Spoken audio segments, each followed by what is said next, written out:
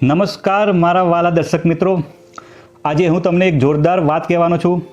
જો તમે રોજ કાચી ડુંગળી ખાઓ છો તો આ વિડીયો તમે જરૂર જોજો. હવે આપણે ડુંગળીની વાત કરીએ તો પ્રાચીન કાળથી ભારતમાં ડુંગળીનો ઉપયોગ થતો આવ્યો છે. ભારતમાં સર્વત્ર તેનું વાવેતર થાય છે. ડુંગળીના તમને ખ્યાલ હોય તો ડુંગળી બે પ્રકારની હોય છે. એક છે સફેદ હોય છે અને એક લાલ હોય છે. સફેદ ડુંગળી કરતાં લાલ ડુંગળી ખાવામાં મીઠી હોય છે. અને ડુંગળીની અંદર કયા કયા તત્વો હોય છે એની હું તમને વાત કરું તો ડુંગળીની અંદર phosphorus, calcium, magnesium, sulphur, sodium, iron, chlorine, protein, ચરબી અને વિટામિન્સ અને મિનરલ્સ, આ બધા તત્વો ડુંગળીની અંદર હોય છે.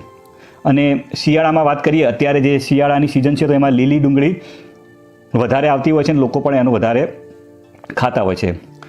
લીલી ડુંગળીના જે ગુણો છે ને એ સૂકી ડુંગળીના જેવા જ હોય છે.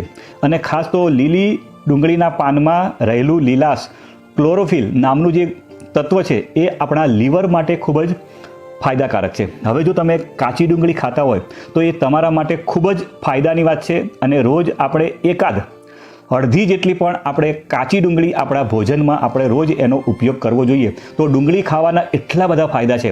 વધારે ન ખાવી જોઈએ. ડુંગળી કોઈ પણ વસ્તુ વધારે ખાઓ તો એનું નુકસાન થાય છે, પણ જો એનું માપનું એનું જો યોગ્ય માત્રામાં ખાઓ તો એના ખૂબ જ ફાયદા થાય છે. એટલે આપણે જો તમારે ડુંગળી ખાવી હોય તો તમે અડધી ડુંગળી જેવું તમે ભોજનમાં તમે લઈ શકો છો. તો હવે હું તમને ડુંગળી ખાવાના ફાયદા વિશે વાત કરવાનો છું, તો તમે મારો વિડીયો છેલ્લે સુધી જોજો. અત્યારે આપણે જોઈએ તો બધાના ઘરમાં ડુંગળી ખવાતી જ હોય છે. અને ડુંગળી વિના તો તમને ભોજનમાં કંઈક વસ્તુ ખૂટતું હોય એવું તમને લાગતું હોય છે.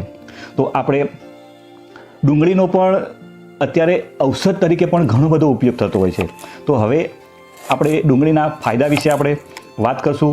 તો જે લાલ આવે છે ને ડુંગળી, એનામાં આયરનની માત્રા ખૂબ જ હોય છે. અને એ ઠંડી, ગેસ, કફ, તાવ અને પેટના કીડાઓને નાશ કરનારી છે. ડુંગળીની તાસીર ગરમ હોય છે, છતાં જમ્યા પછી પેટમાં ઠંડક આપે છે. પેટના અનેક જે જંતુઓ જે નુકસાનકારક છે ને એને નાશ કરે છે. અને શરદીને પણ એ દૂર કરનારી છે. અને આપણા શરીરમાં ઠંડક આપે છે. આપણે જાણતા હોઈએ છીએ કે ઉનાળાની જે ઋતુ હોય છે એમાં જો લૂથી બચવા માટે આપણે કાચી ડુંગળીનું આપણે સેવન કરતા હોઈએ છીએ તો એમાંથી આપણને લૂમાં ફાયદો થાય છે. ઘણી વખત કાચી ડુંગળી ખાવાથી નસકોરી જો ફૂટતી હોય ને તો એ ખાવાથી નથી ફૂટતી. એની સાથે સાથે આપણે વાત કરીએ તો ડુંગળી આપણી ઇમ્યુનિટી એટલે કે રોગ પ્રતિકારક શક્તિમાં ખૂબ જ વધારો કરે છે. એ એન્ટીઓક્સિડન્ટ તરીકે કામ કરે છે. એટલું જ નહીં, ડુંગળી ખાવાના કારણે આપણું પાચન તંત્ર પણ ખૂબ જ સારું રહે છે.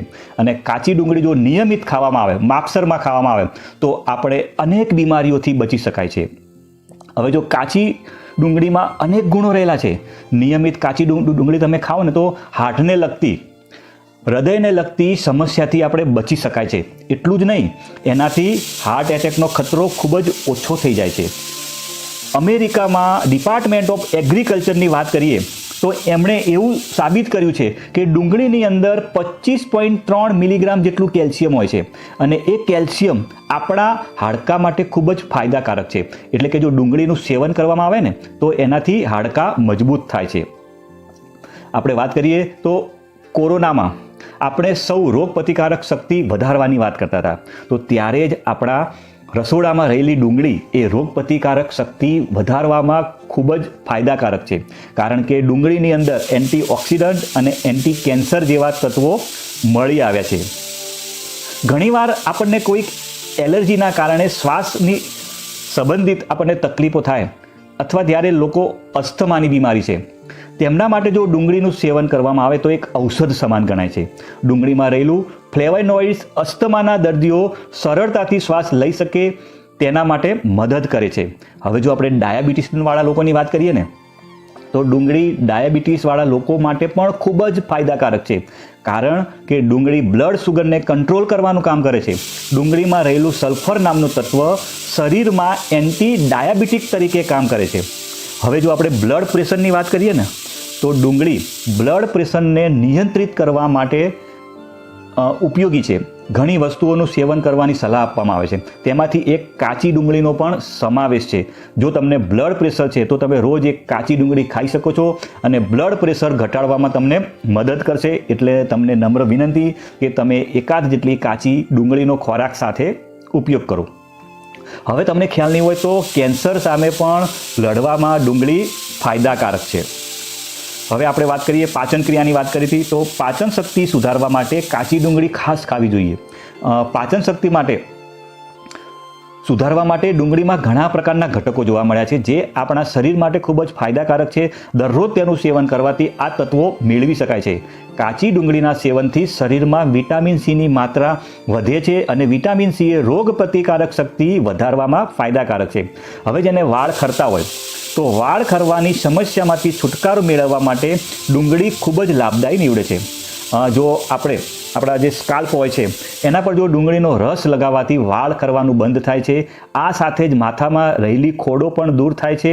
આજકાલ તો બજારમાં પણ ડુંગળીનું તેલ મળી રહ્યું છે. હવે આપણે વાત કરીએ એનિમિયા સામે રક્ષણ આપે છે.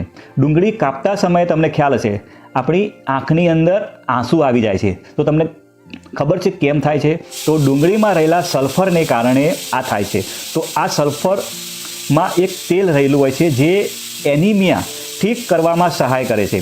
ખાવાનું બનાવીએ ત્યારે ડુંગળીમાં રહેલું સલ્ફર બળી જાય છે. એટલા જ માટે આપણે કાચી ડુંગળી ખાવી જોઈએ. હજુ આપણે વાત કરીએ તો ડુંગળી મગજ માટે પણ ખૂબ જ ફાયદાકારક છે. ડુંગળી આપણા મગજને અનેક રીતે લાભદાયી છે. તેમાં મળતા ઘણા પ્રકારના મિનરલ્સ મગજમાં પહોંચતા અને વાયરસને ખતમ કરે છે.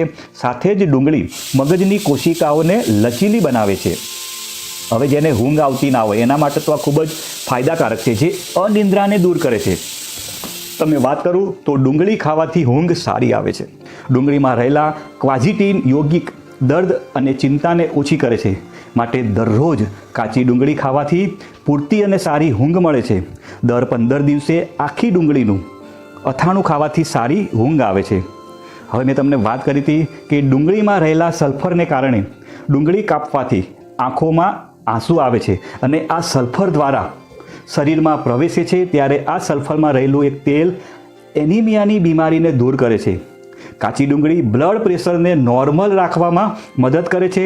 ડુંગળી બંધ થયેલી ધમનીઓને ખોલવામાં મદદ કરે છે, જેના કારણે હૃદયની બીમારીઓની સંભાવના ઘણી ઓછી થઈ જાય છે. શરદી, ખાંસી અને તાવમાં કાચી ડુંગળી ખૂબ જ લાભદાયક છે. તમારે ફક્ત કાચી ડુંગળીનો રસ કાઢીને તેનું સેવન કરવાનું છે. ડુંગળીના રસમાં તમે ગોળ કે મધ પણ મેળવી શકો છો. તેને લીધે ગળામાં ખારાશ હોય તો પણ તે દૂર થઈ જાય છે.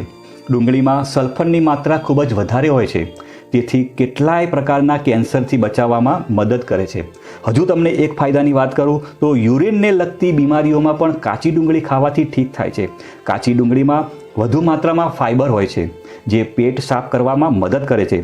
તેથી કબજિયાતના દર્દીઓએ ડુંગળી ખાવી જોઈએ. પરંતુ જે લોકોને લીવરની સમસ્યા હોય તે લોકોએ કાચી ડુંગળી ન ખાવી જોઈએ. આટલું તમે યાદ રાખજો કે જે લોકોને લીવરની સમસ્યા હોય એમને કાચી ડુંગળીનું સેવન કરવું જોઈએ નહીં. તમને મારો વિડીયો સારો લાગ્યો હોય તો લાઈક કરવાનું ભૂલતા નહીં.